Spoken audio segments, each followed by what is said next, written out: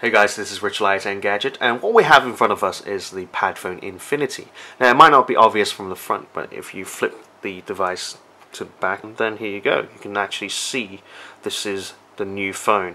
While the tablet module actually looks very similar to the one for the PadFone 2, the phone itself now comes with a brushed aluminium body, which everyone we've shown this to so far are very impressed by the design, and we do dig it as well. And just like before, the whole point of this device is that you can actually jump from the bigger screen to a smaller screen very easily. All you have to do is just pull the phone out. So this is the 5-inch Full HD screen, and then once you push it back into the tablet, you have the 10.1-inch Full HD display, both of which are very good looking. And as you can see, the tablet module, while you're using it, it charges up the phone at the same time, so making it more useful than just being an external display. And also the tablet module does have its own loudspeaker here. Now we're going to stick with the tablet for our demonstration, since the big screen will make things a lot easier anyway. And as you can see, the general look and feel here is very much what you get from vanilla Android. You get all your usual the clean look here. The only real difference here would be that you can you also get this pad only tab, which lets you throw in apps that only work in tablet mode, and so far we haven't felt the need to do so yet, obviously. And then going back here, you can also sort the apps by name or by your frequency of using them, or by download time. And then going straight back out. Another change that ASUS has thrown in here is this. If you hold down home button, you actually get a few more shortcuts than vanilla Android offers. So here, so what you do is you drag your cursor around and you can select one of these app shortcuts here. These are customizable, by the way. Or you can go down here and say, go to Google Now to get your cards, or our cards rather. There you go. And then if you're familiar with Samsung's Android tablets, then you might find these very familiar. Down here, if you tap this icon at the bottom left, you get these whole bunch of floating apps. What you can do with these is that you can open, say, like have a little calendar in front of you, have a video playing in front of you as well. Let's just get that going. And you can keep these widgets or apps alive while you're doing other things, say you're browsing the web. And obviously this is not something new, we've seen this on other devices before, but these are there should you wish to use them. And let's just take a quick look at the remaining floating apps. You've also got a countdown clock, a Chinese to English dictionary, because since this is a Taiwanese version of the PadFone Infinity, you can have an email floating app and a stopwatch app.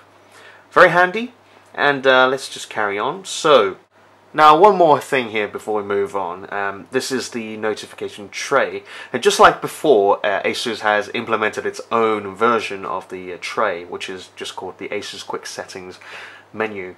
And this is where you have all these quick toggles here. You can add more if you want, you can rearrange them just like that, and you can also change the screen brightness very easily, and you can switch between indoor mode and outdoor mode. Obviously with outdoor mode it's slightly brighter, or you can just toggle auto brightness with this button. And here you can jump straight into the Wi-Fi settings, and this is where you get your audio wizard menu. It's just the same as before, and it does make a difference if you do want to enjoy louder audio without suffering from any distortion. Very handy. And so that's pretty much it. And this time around, this tray is consistent with what you get on phone mode, whereas before, because of the way Android was designed, it had the tray at the bottom right corner instead of all the way from the top. So the experience is more consistent across the phone mode and tablet mode this time around. Now in terms of apps, we've seen it before on the PadFone 2. ASUS offers a whole bunch of apps to come with them to give you a good out-of-the-box experience. Things like ASUS Studio we've seen before, ASUS To-Do List, Audio Wizard was shown just now, and Block List and things like that. So let's just focus on the new ones. First of all, we've got ASUS Splendid. This is actually something that you would have seen on the ASUS computers. So this is something that lets you adjust the color temperature of the screen. So very straightforward. Now let's just stick to the original. Let's just set to default for now. You can also disable this thing called Vivid Mode. This is something that boosts the vividness of the colors. We actually do kind of like it. It makes our lives slightly happier, you can say. But if you are a photography buff and need to see an accurate representation of your images, then you might want to switch this off. But the option's there for you. Moving on, we've also got this thing called ASUS Echo, and this is, as you can see, is ASUS's take on Apple's Siri, but it's sadly not as clever. So we can't have straightforward conversations with them. So say, "How's the weather?" Okay, it can't even hear us, so that's not very good. It's kind of hard to work with this thing, but these are the various things that you're meant to be able to do with ASUS Echo. You can make a call by saying the names and search for contacts, adjust the volume. Let's try that again. Decrease the volume. Alright, got that one, so that's hang on. Brighten up the screen.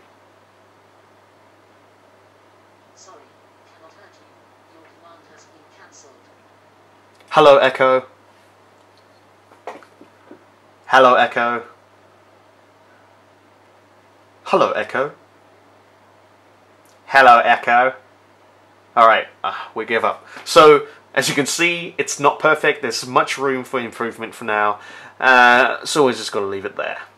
Another new feature offered by ASUS is this thing called Buddy Buzz. Sadly, we haven't really had much fun with it because it's either not so stable or it's kind of lacking the X factor, you can say. It's just there's nothing very wiring about it. You can see a lot of the images here are not displayed properly.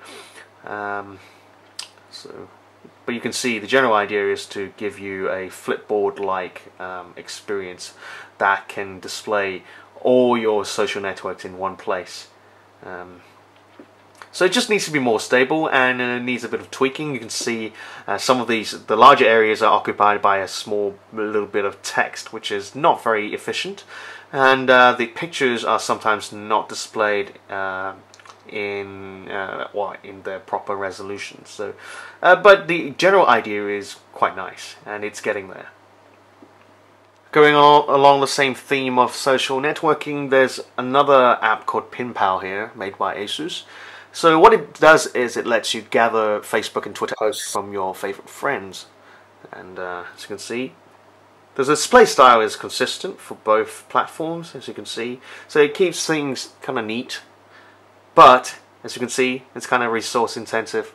So it is quite laggy once you go further down while it's still trying to load other things.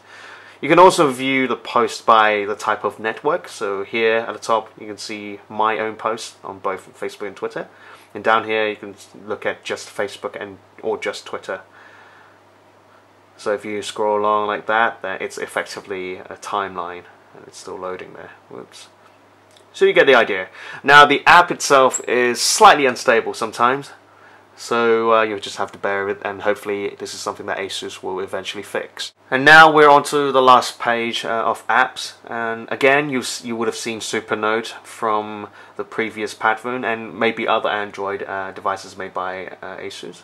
It's a very handy memo taking app. As you can see, you can insert pictures, and it also does handwriting recognition, so it's quite handy. And there's also something called the Watch Calendar, and as you can see, it basically turns your calendar into the style of a clock. If there's not too much going on in your calendar, then this works pretty nicely actually.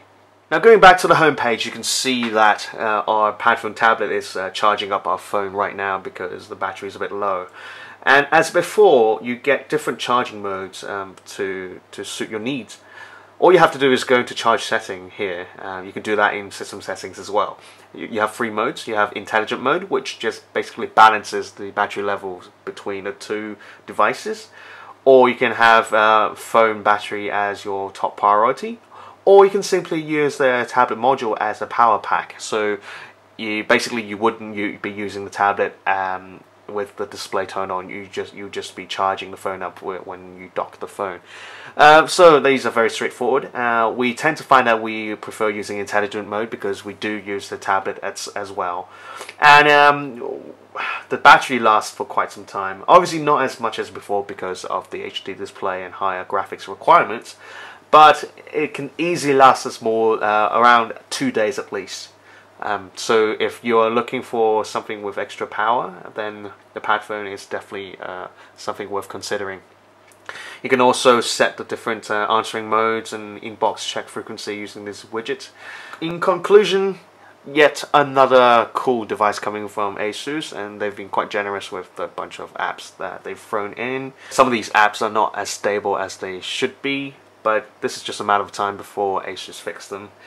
And yeah, if you prefer having just everything stored in one place and not too keen on cloud streaming or cloud backup, etc., then the PadFone solution might be just the right thing for you, if you don't mind the slightly higher price compared to the PadFone 2. But it is well worth the upgrade in our opinion. So there you have it, the PadFone Infinity.